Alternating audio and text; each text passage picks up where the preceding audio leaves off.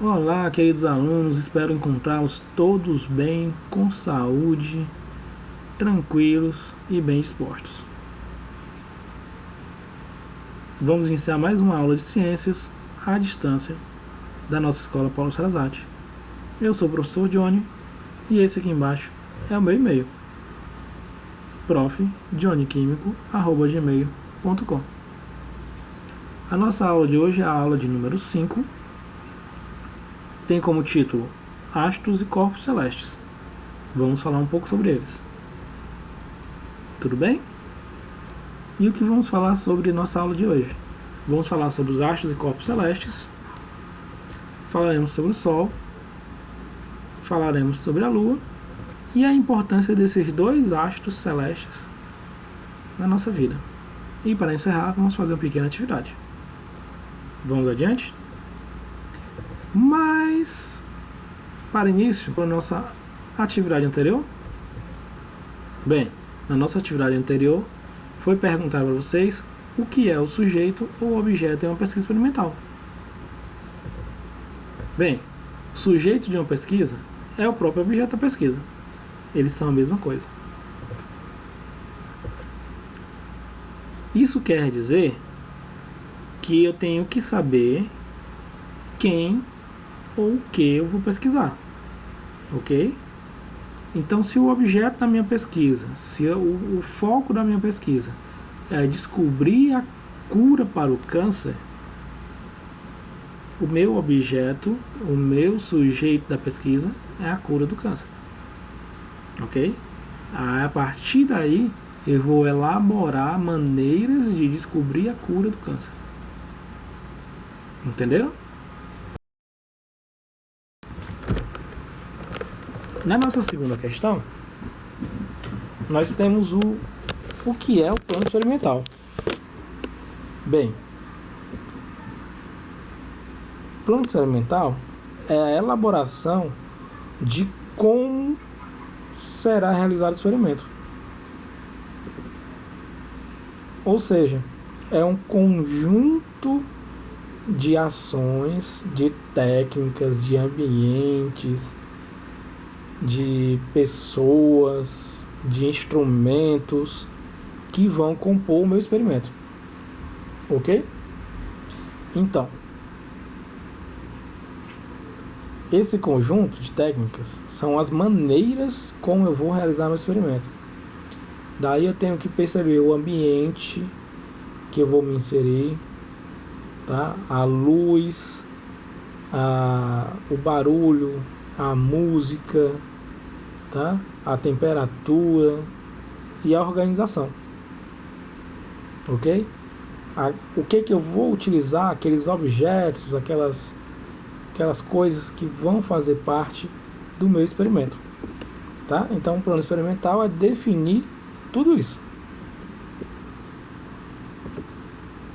E nossa terceira questão era o que são hipóteses. Bem, o que vem a ser hipóteses? Hipótese é o levantamento das possíveis soluções para o problema. Ou seja, são formas de provar que elas são verdadeiras ou falsas. Como assim, professor? Eu crio hipóteses, eu crio pequenas soluções do que é o meu problema e testo se é verdadeiro ou falso. Assim funciona o experimento, ok? Então, a partir daí, eu determino qual é a causa do meu problema e como eu posso resolver, como eu posso eliminar essa causa. Então vamos ver. Vamos aqui relacionar 3 hipóteses.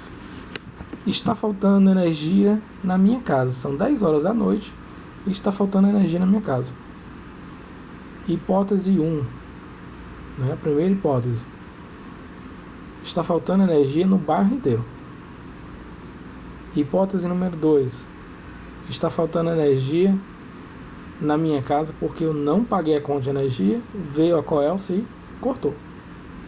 Hipótese número 3. A chave do registro foi desligada. Como é que eu vou definir se elas são verdadeiras ou falsas? Vamos para a hipótese número 1. Na hipótese número 1, foi determinado que o bairro inteiro está sem energia. Como eu determino isso? Eu saio, são 10 horas da noite, eu saio fora de casa e vejo se tem energia do lado de fora. Eu não preciso perguntar ao meu vizinho, né? Tá durante a noite, a rua deve estar iluminada. Então, olha, a rua está iluminada. Se ela está iluminada, a minha primeira hipótese está errada, né? Na minha primeira hipótese, eu achava que o bairro inteiro estava sem energia, por isso eu estava também sem energia. E está faltando energia só na minha casa. Na segunda hipótese, eu deixei de pagar a conta. Então eu vou buscar meu boleto e ver se eu paguei. Olha, lá está constando que eu paguei. Então, a minha segunda hipótese também é falha. Logo, na terceira hipótese, deve ser a chave. Como é que eu faço? Eu vou lá na chave geral e vejo se ela está ligada. Olha, eu encontro que ela está desligada, então eu ligo novamente e vou lá. Chegou a energia. Então funciona assim, eu crio hipóteses e a partir dessas hipóteses eu consigo determinar a solução desse problema. Ok? Então a quarta questão, ela era parecida com a segunda. Logo, não vamos falar sobre ela. Tá bom? É a mesma resposta da segunda questão. Então, vamos para a nossa aula de hoje?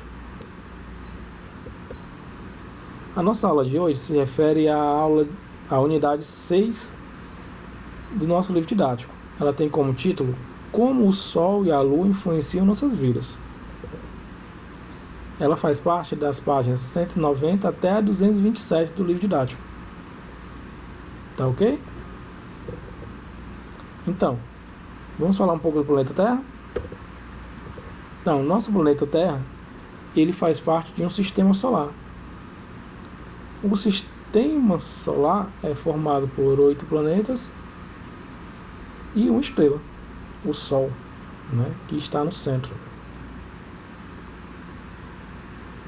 E ele faz parte de uma galáxia. Nós estamos na pontinha da galáxia. A nossa galáxia se chama Via Láctea. E temos diferentes tipos de planetas. Planetas rochosos, né? Corpos celestes formados basicamente por rochas sólidas, como Mercúrio, Vênus, Terra e Marte, os 4 primeiros planetas a partir do Sol. E os planetas gasosos, Júpiter, Saturno, Urano e Netuno, que são os 4 planetas seguintes a partir de Marte, ok? Mais distantes da Terra. Eles são formados por gás, acúmulo de gás. Eles não têm rochas sólidas no centro do planeta. Eles são formados por gases, acúmulo de massas gasosas, ok? Então, como ele se formou? Como o nosso planeta Terra se formou? Bem, a Terra surgiu há cerca de 4,6 bilhões de anos. E nessa época, a temperatura da superfície chegava a ser 1.500 graus Celsius. Com o passar do tempo, ela foi esfriando, até que surgiu água na superfície. A água até então, no início da formação do nosso planeta, ela estava no estado de vapor. Aí ela foi esfriando até condensar e formar água, tá? A água no estado líquido. A partir daí foi possível surgir vida. O nosso planeta atual, bem diferente daquelas outras duas figuras, né, surgiu há 4,6 bilhões de anos, novamente. Naquela época era um planeta muito quente, dessa forma não era possível ter vida. Com o tempo ela esfriou há cerca de 3.500 bilhões de anos. Ela surgiu há 4,6 bilhões e esfriou já há 3.500 bilhões de anos. Foi quando começou a surgir água na superfície da Terra. E a partir do surgimento da água, também foi possível surgir a vida. Ok? Vamos responder um pequeno quiz? Vamos lá. Quanto tempo a Terra demorou para resfriar até que fosse possível surgir a vida? Vocês sabem responder? Sabem fazer uma continha rápida? Acabamos de falar sobre isso. Bem, novamente, a Terra se formou há 4,6 bilhões de anos. E ela começou a resfriar e aparecer água, né, há cerca de 3.500 bilhões de anos. Então, quanto tempo foi possível surgir vida? É só fazer uma continha rápida, né? Se ela se formou há 4,6 bilhões de anos e a vida surgiu quando ela resfriou há cerca de 3,5 bilhões de anos, 4,6 menos 3,5 é igual a 1,1, ou seja, a Terra demorou cerca de 1,1 bilhão de anos para resfriar, até que fosse possível surgir vida. Entenderam? Vamos ao próximo. Mas, professor, foi falado o que era zona habitável. O que é isso? Bem, a zona habitável é uma localização no nosso sistema solar onde nós nem estamos muito próximo do Sol, que deixe nosso planeta muito quente, e nem muito distante do Sol, o que faria com que nosso planeta ficasse muito frio. Nessas duas hipóteses, muito quente ou muito frio, não seria possível ter vida, não seria possível habitarmos. Logo, nosso planeta está na zona habitável, onde é possível a existência de vida. Também é possível a existência de água no estado líquido, tá? Que é importante para a vida. Bem, o Sol. O Sol é a nossa estrela guia, né? Mas, na mitologia, ele era adorado como um deus. Né? Lá no Egito, eles chamavam de Horus. Horus era o deus representado pelo Sol. Na Grécia e na Roma antiga, existiam dois representantes, Apolo e Hélio. Tá? Apolo era o deus grego do Sol e Hélio o deus romano do Sol.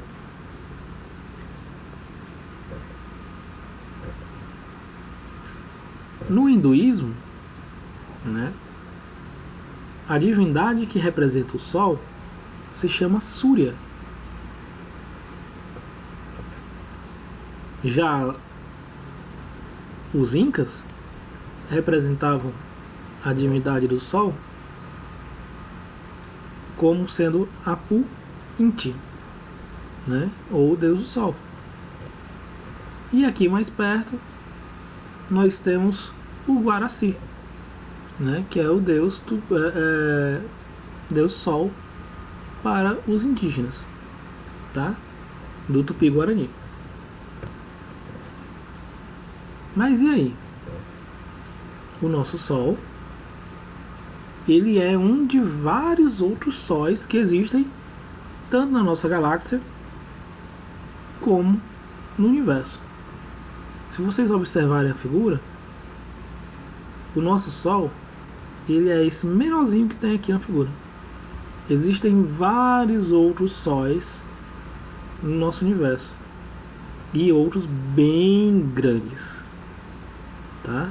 Entre os maiores existem Betelgeuse e Antares, tá? O Sol, em relação ao nosso planeta, ele é enorme, é uma estrela muito grande. Por isso giramos ao redor dele, tá? Nem Júpiter, que é um planeta enorme comparado à Terra, pode se comparar ao Sol. O nosso Sol é uma estrela de quinta grandeza, tá?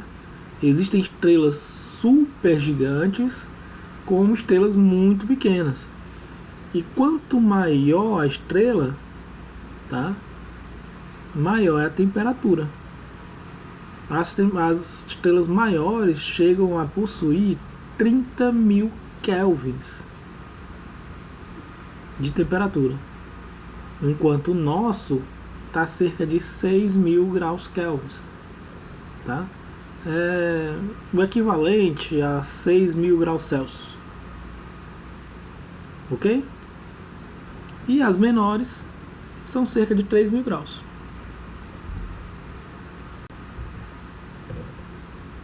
Então, o Sol, ele é o centro do nosso sistema solar. Nós orbitamos ao redor dele em uma forma elíptica, ok? A partir desse movimento ao redor do Sol, nosso planeta ele gira ao redor de si mesmo, né? E gira ao redor do Sol. Movimento de rotação e translação. O movimento de translação é esse movimento que fazemos ao redor do Sol, enquanto de rotação ao redor de si mesmo. Graças a esse movimento em forma elíptica, vocês veem que a distância não é a mesma entre eles. Nós temos o verão e o inverno quando estamos mais próximos do Sol, e o outono e a primavera quando estamos mais distantes do Sol, tá? Quando é verão em um local, em uma parte do planeta, por exemplo, no hemisfério sul, no hemisfério norte é inverno. Quando é verão no hemisfério norte, no hemisfério sul é inverno, ok? Da mesma forma, o outono é primavera. Quando no hemisfério sul é outono, no norte é primavera. E vice-versa. Ok? Mas e a Lua? Bem, a Lua também está na mitologia. Os gregos e romanos chamavam ela de Diana ou Ártemis. No Egito, era Thoth, a divindade representativa da Lua, né? Ela representava também a sabedoria. Os Incas consideravam Mamaquila a divindade responsável pela Lua. E aqui os índios consideravam Jaci como sendo a representante da Lua. A Lua também se movimenta ao redor da Terra. Nós temos diferentes fases da Lua e ela faz com que nós tenhamos a noção da passagem de tempo também, né? O nosso mês é dividido em fases lunares, tá?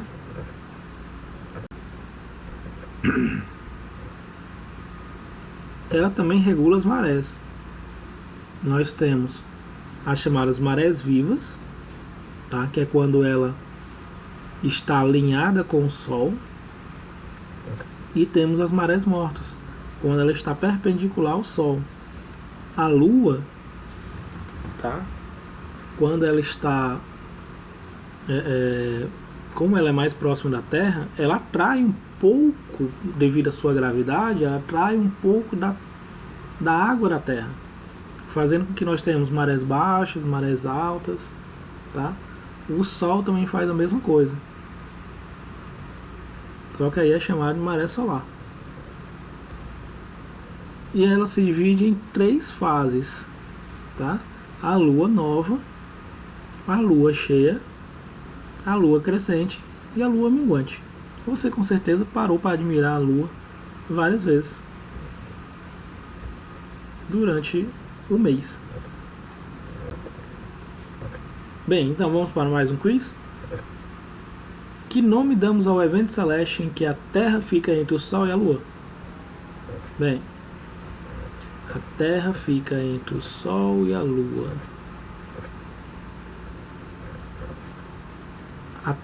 O Sol ilumina a Terra. Dessa forma, a Terra vai projetar uma sombra sobre a Lua, né? A Lua não vai ficar escondida atrás da Terra. E dessa forma ela não vai ser iluminada pelo Sol. O nome que damos a isso é o eclipse lunar. E essa projeção, essa sombra que a Terra faz sobre a Lua, se chama umbra, que é a parte mais escura da Lua. Melhor, dessa projeção. E temos a penumbra, que é a parte sombria, né? Uma sombra mais clara projetada pela Terra.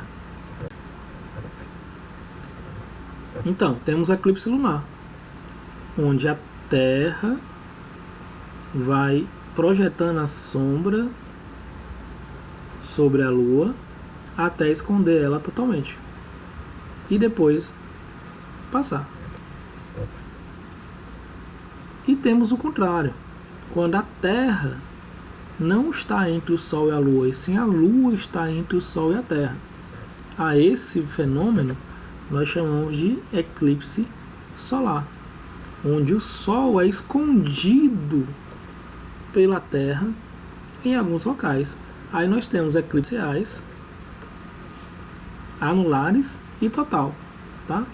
O eclipse anular é um eclipse também total, só que a Terra está um pouco mais distante do Sol, ou seja, o Sol não se esconde completamente, ele é parecido com um parcial, só que você tem um formato de anel ao redor da sombra da Lua, ok? E enquanto o total, ele esconde completamente o Sol, ok? Então, o fenômeno que ocorre quando a Lua está entre a Terra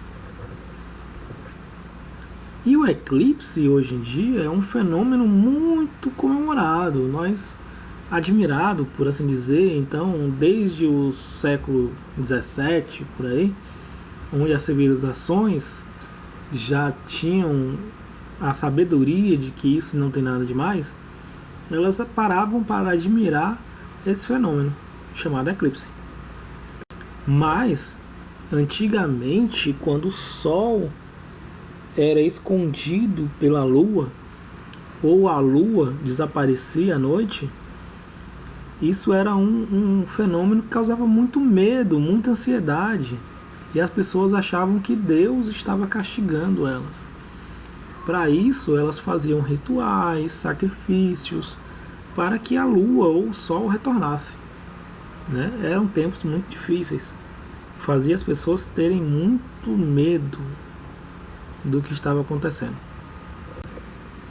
Então, você já descobriu como é que eles influenciam nossas vidas? Bem, além da passagem no tempo,